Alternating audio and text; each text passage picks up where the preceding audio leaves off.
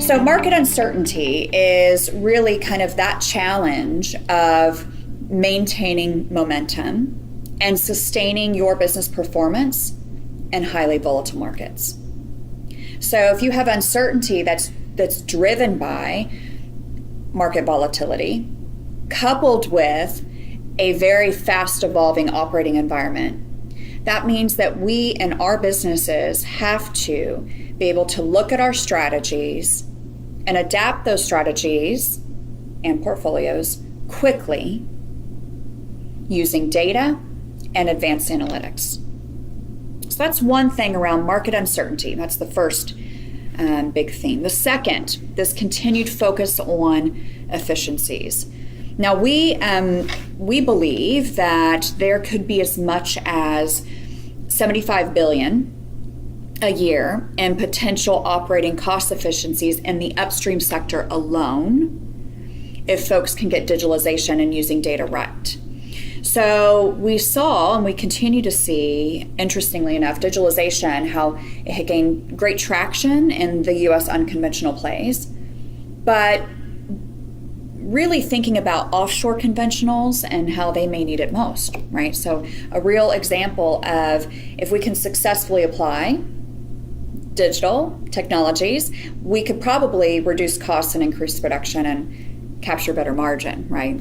That's the golden ticket for business, right? But genuinely, it's important for us to understand that continued focus on efficiencies underpinned by digitalization.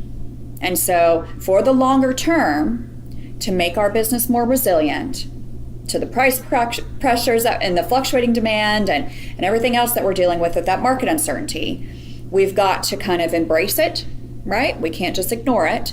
And we need to really integrate it into our strategies for the long term. And then we come to the third, which was the energy transition. And to stay investable, the industry is repositioning to be a part of the solution around energy transition. And you'll see some folks, in different levels of readiness on that. You see some people who, in some businesses who have really begun to embrace it and integrate it into their strategies and portfolios very quickly. And some folks are really, looking to kind of understand and investigate what it means for them and how they can engage on the energy transition macro theme. So those three things, the market uncertainty, the continued focus on efficiencies that's really underpinned by digitalization, and then that energy transition readiness, those three things really are the opportunity for us to understand, because it's important for us to understand to be able to market and sell our solutions in this context effectively. So that's going to be the next part of the discussion today. Okay, so let's move into the heart of the matter here. And I always kind of say that I have this great plea for marketers around the world to get commercially minded. And there's no better time when there is a crisis at hand, right, an uncertainty at hand, for us to really get our act together with the commercial piece. So anytime there is a crisis that impacts cash flow, we see most businesses, they react immediately by cutting budgets. And oftentimes that leaves folks in marketing scrambling to do their jobs and do it well with less. And given the market uncertainty that we just discussed and all the other pieces around digitalization and the need for really refining data and using data to drive our decisions and commercial value, when you're in a crisis and you're scrambling with how to do your job with less, it can be tough. And but basically, the hope is that you were already thinking about how marketing is tied to revenue. But now more than ever, it is critical to not only have all your efforts be commercially minded, but also begin your internal sort of PR campaign that begins to showcase how your marketing results and results in hard numbers actually impact the top line whilst being prudent with your cost. Okay, so I'm going to go through some tips on that today, but for the commercially minded, budget cut discussions revolve around consequences to revenue. Okay, so this is the first step. If you are still in a business that is reacting and by cutting budgets, it's your opportunity to engage in those budget discussions and revolve budget cuts to consequences to revenue. So for example, if we have to cut X, my team will bring in Y less revenue. And there are always a few extras out there, right, that we can sacrifice without much pain. But when the budget conversations continue to get serious, especially given the context that we're in today, the easy stuff is probably already off the table. So if you want to emerge from these stocks successfully, I always say it's important to position marketing through a commercial lens as a top line generating function, not a support function. So 3 ways on how to do that. The first step that I always preach to the team and hopefully demonstrate is being agile. So in addition to your everyday short and long-term campaigns, you must be able to pivot rapidly. And this could be where you're taking kind of big strides and reprioritizing campaign resources. It could be an opportunity to initiate rapid responses around lead acquisition. And then how can you fast track the lead nurturing and quickly and creatively generate sales opportunities. But now is the time to really play the short game, right? You don't give up on your long game completely, but the move to the short game into a priority mode and give it the spotlight is critical. So the first step, be agile and pivot. The second thing that I think is super critical is to show, don't tell.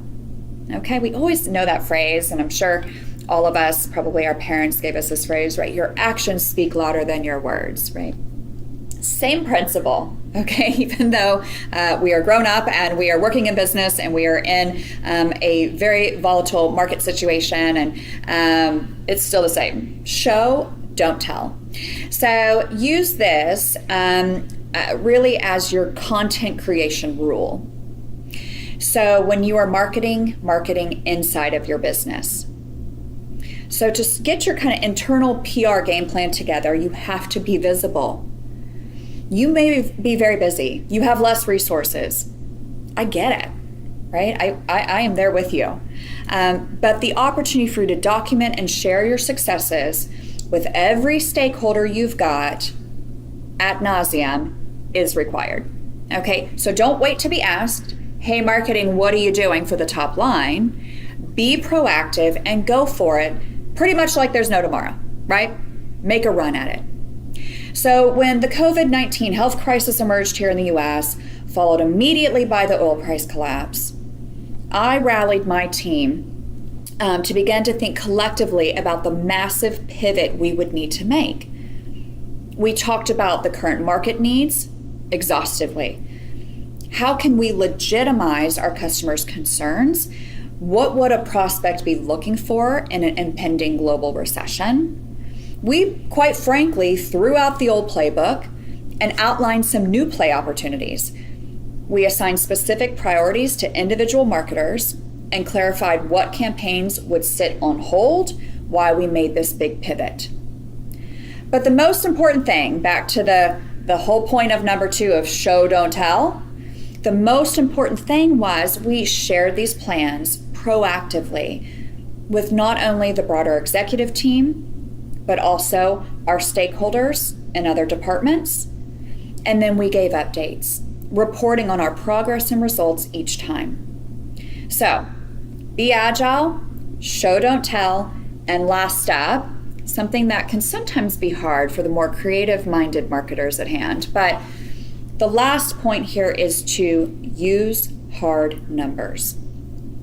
So I spoke about when on the show, don't tell, to give regular updates. When you're giving those progress reports, I cannot emphasize how important it is, especially in times of great change, to leave the marketing jargon out of your communications. What's fine for our internal marketing discussions oftentimes doesn't mean a whole heck of a lot to our higher ups. So your CEO doesn't necessarily speak in MQLs. She speaks in revenue, right? So the bottom line is very real. The top line is badly needed. And you need to be able to speak to both of those things in a meaningful way. So you may be thinking, well, where can I find the best numbers for marketing and to show what we're doing? And it's actually easy. You don't overthink it. And I usually ask myself these types of questions to really dig into the numbers and find out what matters to the business. So the first thing is kind of how we opened this part of the conversation, but what costs can you cut? Okay, so the bottom line and what can you shave, can you hold, but what costs can you cut? What are you willing to offer up? The second thing is thinking about contact acquisition and thinking about the new content in your agile efforts and your pivoted efforts. How many new contacts or new companies have you engaged with your new content? Those are numbers, right?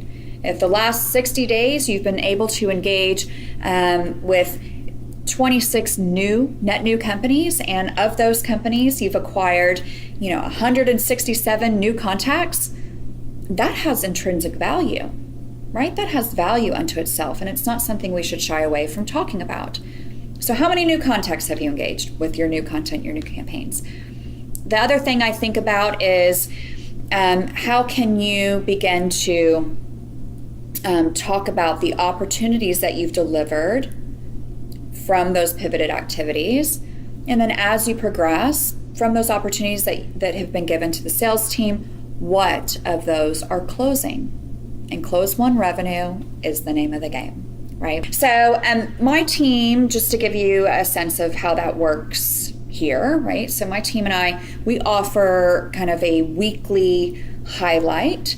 What were some of the highlights of our pivoted activities? What were some of those numbers and results? So again, either numbers or revenue. And then what are the next steps? So people know what's coming. It also, sharing next steps gives your stakeholders an opportunity to engage, right? To participate and to collaborate with you if they know what's coming. And there's no need, to really overcomplicate. You don't need to create new dashboards of your pivoted activities that are so overly complicated, and it's going to be 6 months to get your dashboard together, right?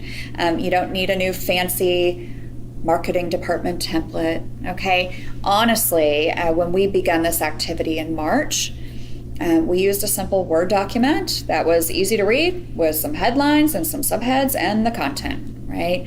And our team has shared access to that document, so we've constantly got our eyes on it. We know what everyone's doing and what everyone's bringing to the table, but more importantly, it makes sure that not only myself and all of my managers and all of our team are singing from the same hymnal with consistent messaging, and we're all saying the same thing about what we're doing to be agile and bring in top line. So again, execute on your amped internal PR strategy. It's really critical for marketing. Now, if you can stay proactive and agile and speak the language of revenue, it's going to demonstrate that marketing is so much more than communications. And I believe that the heart of marketing is preparing the market for sales. And the arena is kind of messy these days, I get it, but there's always, in Texas, as we say, a cowboy ready to kick up some dust and ride. So I encourage you to be that cowboy or be that cowgirl, okay? There's no magic. Oftentimes it's like, well, do I need to have, a consultant help? No, I mean, you simply need to realign your strategy and your content to fit the need of not only your current customers, but your future customers or your not yet customers. And while you're busy doing that, you need to show the business you're contributing to the top line. Shorten your funnel, Now's not the time to over nurture those leads either. How quickly can you move it through it? But rather than approaching, things kind of haphazardly or amping up just what you've always done and do more of it, I think if you approach the real problems that we discussed at the onset of kind of these macro trends that we're all facing right now, approach the real problems with thoughtful solutions, and you'll be positioned well. So the next topic will be talking more about positioning. Okay, so and thinking about that within the market context that we're all in today. Okay, so we're on to kind of that final last section of thinking about positioning. And for this one, I also have 3 things that I think are really critical for us in thinking about kind of the new normal that we're moving into, and how to position our new solutions and business for that market. So how many of you have somebody in the office, in the virtual office that is, that always says, no, we're not going to do that because this is the way we've always done it? Okay, so I think all of us have somebody that we can think of that says, no, we're not doing, that's the way we've always done it. That's why we're doing it this way, right? But that whole, that's the way we've always done it, does not allow companies to reinvent themselves or to meet the market where it is or where it's going. So it is critical for us to think about how to maintain operations and gain momentum. Okay, and that's how we opened and what we talked about at the very beginning. But basically, as we continue to adjust to the new market demands, digitalization and new technologies and new best practices, this, folks, is going to be our new normal, okay? It is our job to invest the energy and the effort into inventing the future for what our businesses can offer up in a different world. But to do that, as marketers, you've got to get off the hamster wheel, and you've got to get rid of those friends that are saying, no, that's the way we've always done it. And I've got 3 steps for you that I think are super critical. So the first one is to evaluate your business's future revenue curve recovery. So right now we understand we are in a bit of flux right now, especially considering 100 days ago, more or less, the WTI crashed to 0, went negative. We're now seeing a bit of an uptick, but we still know there's much more to come. We also know, WoodMac, we just published something last week that talked about our anticipation around upstream and CapEx investment. And we believe in the next 10 years, $1.6 trillion will be slashed from upstream CapEx budgets. So given that context, guys, and thinking about our businesses and the future revenue curve recovery, it's important to understand that because it helps you really think about your strategy and your portfolio and how to market that solution and maybe figure out who your new customers may need to be. So if you think about that future revenue curve recovery just in general, okay, you just kind of have an idea of what that graph would look like per se.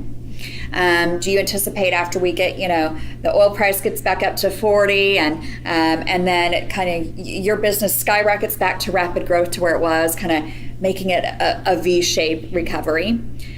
Or do you envision that your business is kind of going to take a bit of time and have a slower curve, kind of making a more of a U-shaped recovery, and that's kind of taking its time to move a bit north?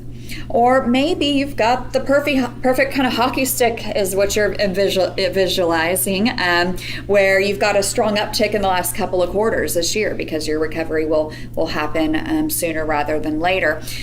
Regardless, if you think that your future revenue curve recovery into this year, into 2021, 2022 looks flat, okay, that is a red alert, okay, to change how you've responded to slowdowns in the past, and this is your opportunity to reinvent that trajectory.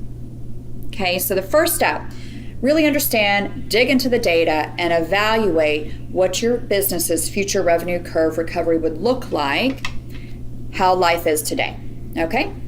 The second thing is to then think about, okay, based on what that curve looks like, actually review and then future-proof your value proposition. So ensuring that your value proposition is relevant to the business environment, but also to your customers, is paramount to success. Okay, it has to reflect and even exceed your customers' changing needs and desires.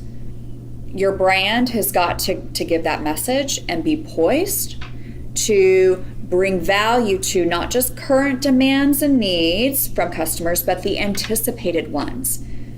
And not just the customers you have today. Who are your customers of tomorrow?